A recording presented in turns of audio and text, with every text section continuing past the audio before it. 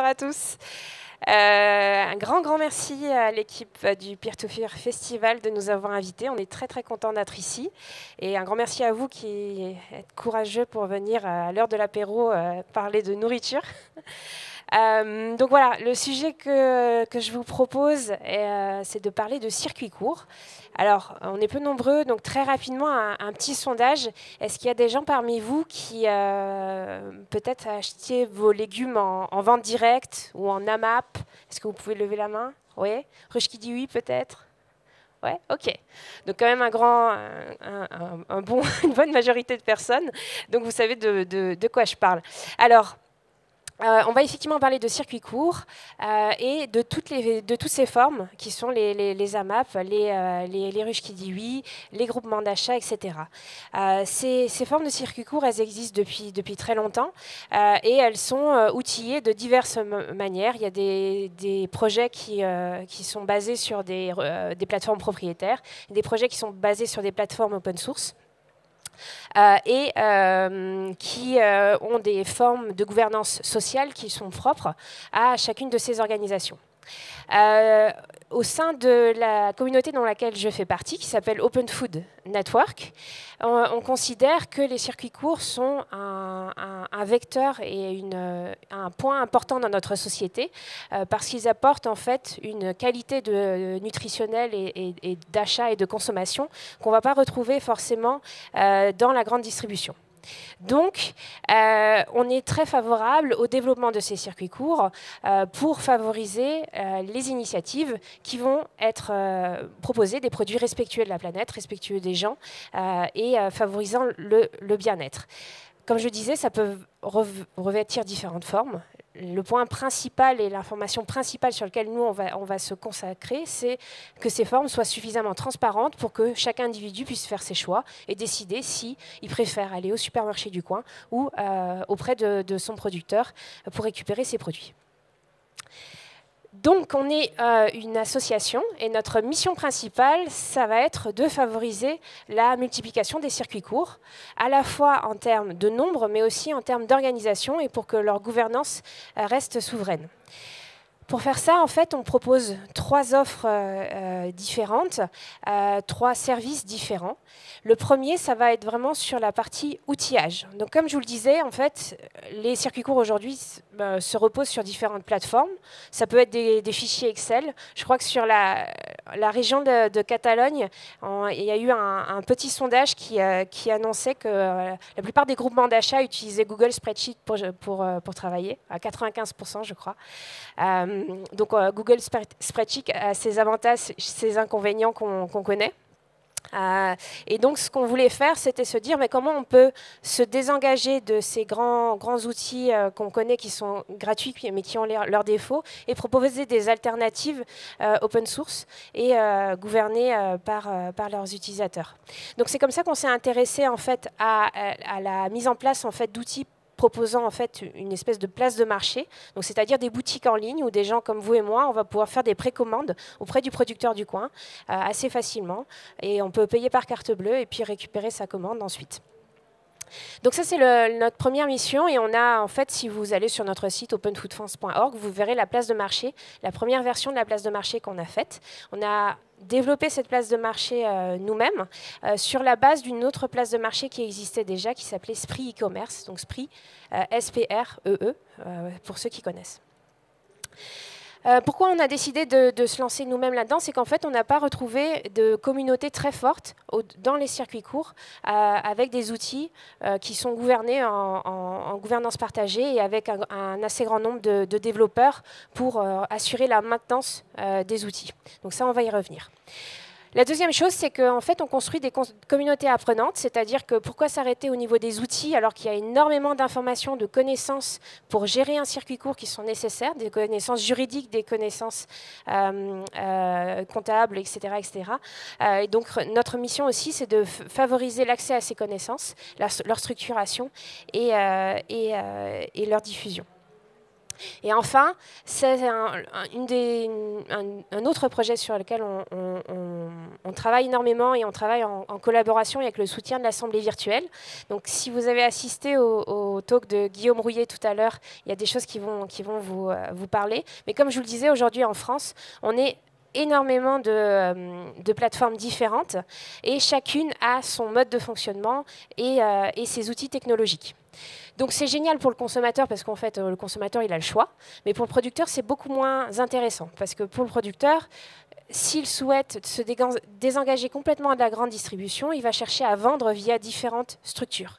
Et là, il va se retrouver face à des problématiques à la fois logistiques, c'est-à-dire comment il va acheminer ses produits jusqu'aux différents points de livraison, mais aussi des problématiques de stock. C'est-à-dire que si je commande via Panier Local, qui est une des plateformes, un produit, qu'est-ce qui va se passer en fait sur ce même produit qui est vendu aussi chez nous, Open Food Network, sur un autre point de dépôt. En fait, le producteur aujourd'hui, il doit mettre à jour ses stocks sur chacune des plateformes sur lesquelles il travaille. Donc l'idée, c'est de décloisonner tout ça pour qu'en fait, on ait vraiment une gestion beaucoup plus horizontale des données en circuit court et du coup lever tous les freins au changement d'échelle des circuits courts et favoriser leur diffusion. Donc ça c'est les missions, les grands projets sur lesquels on travaille et bien sûr on fait ça pas tout seul dans notre coin en France, on fait ça aussi en faisant partie d'un réseau international. Donc juste un petit historique pour vous présenter qui on est. Donc le réseau en fait a été fondé en Australie en 2011, donc ça commence à dater un peu. À l'époque en fait, ce sont des producteurs en fait qui se sont rassemblés pour avoir un outil pour gérer leurs commandes. Il n'y avait pas la diversité qu'on connaissait forcément en France. Et très vite en fait, le projet a plu. Comme il était documenté en open source, il y a des projets, des producteurs et des épiceries au Royaume-Uni qui se sont intéressés.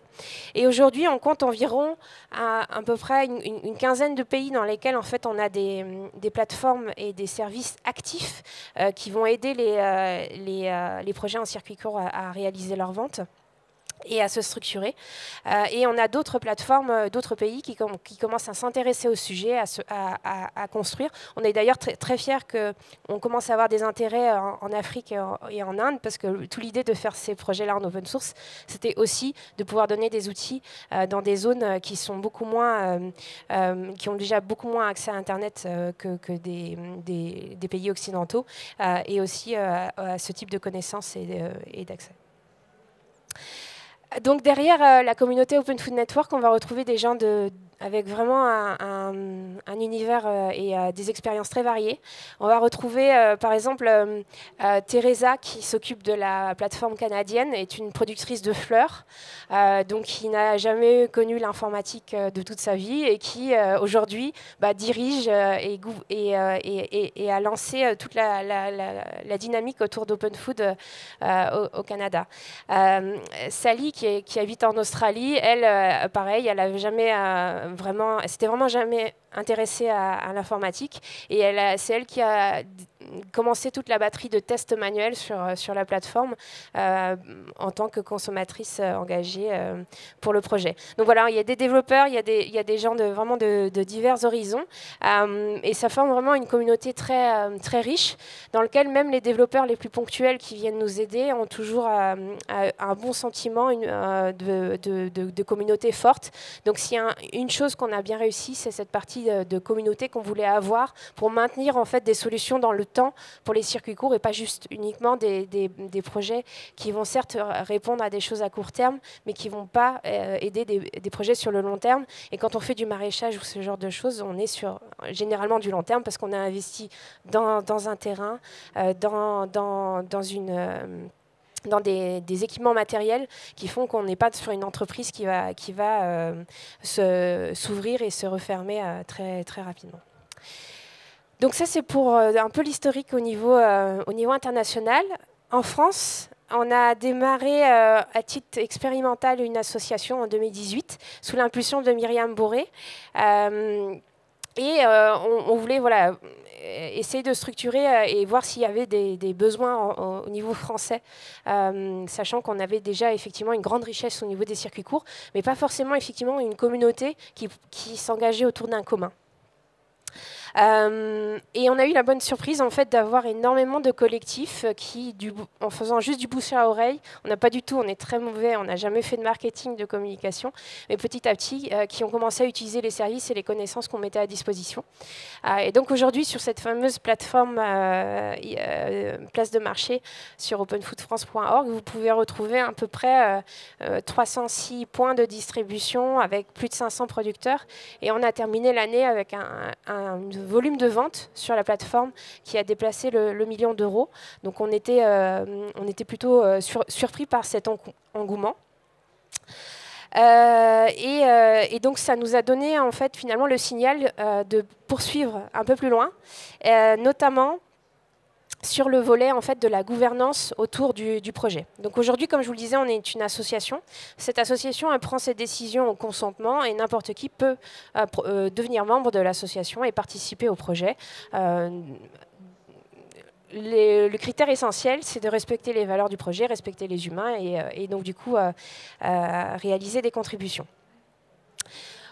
Pour on va dire démarrer cette activité, on a été soutenu par deux fondations, la Fondation Massif et la Fondation Daniel et Nina Carasso, ainsi qu'un quelques subventions de la région Île-de-France. Mais notre idée, c'était pas de rester sur un modèle subventionné, mais bien de se dire que si on allait plus loin parce qu'il y avait un intérêt, c'était bien de pouvoir se structurer autant au niveau de la gouvernance du projet qu'au niveau du modèle économique. Donc on a rassemblé en fait tous ces premiers utilisateurs qui ont commencé à utiliser notre plateforme et en fait tous ensemble on a décidé de fonder une coopérative. Donc elle devrait être officielle durant le mois de janvier 2020 et elle va s'appeler Coop Circuit. Et donc elle va rassembler en fait l'ensemble des utilisateurs des services qu'on a réalisés jusqu'ici, avec cet intérêt et cette vision de se dire aujourd'hui on veut échanger ensemble pour comprendre quels sont les besoins au niveau outils, au niveau connaissances qui sont nécessaires à un projet en circuit court de se développer. Ce projet en circuit court, en fait, il a aussi des frais, des coûts. Il n'a peut-être pas énormément de marge pour pouvoir se structurer là-dessus. Donc, il a besoin de rejoindre, en fait, finalement, d'autres collectifs qui vont lui aider à mutualiser l'ensemble de ces démarches. Et du coup, aussi réaliser finalement un peu cette transparence qui manquait jusqu'ici en termes de sensibilisation à ce qu'est un outil web, pourquoi on utilise un outil web et pourquoi c'est mal de continuer à faire des commandes via un Google Spreadsheet. Je caricature un peu, mais en tout cas, c'était l'ensemble de ces discussions qui ont amené à la fondation de cette coopérative. Vous le voyez aussi, la mention de l'alimentaire n'existe plus dans le nom. Et ça, c'est surtout parce qu'en fait, on a remarqué que dans notre expérimentation, il y a eu énormément de circuits courts qui se sont montés, qui n'étaient pas forcément sur des légumes. Il y a des circuits courts, des groupements d'achat qui se sont montés sur du bois de chauffage, sur des cosmétiques, sur de l'artisanat, sur vraiment toutes sortes de produits qu'on peut retrouver dans la vie courante. Donc ça ne se limite pas forcément à des fruits ou des légumes. Donc voilà, donc cette nouvelle structure va se mettre en place progressivement au mois de janvier, mais on va conserver en fait cette idée d'ouverture, c'est-à-dire que voilà, n'importe qui peut devenir sociétaire de la coopérative.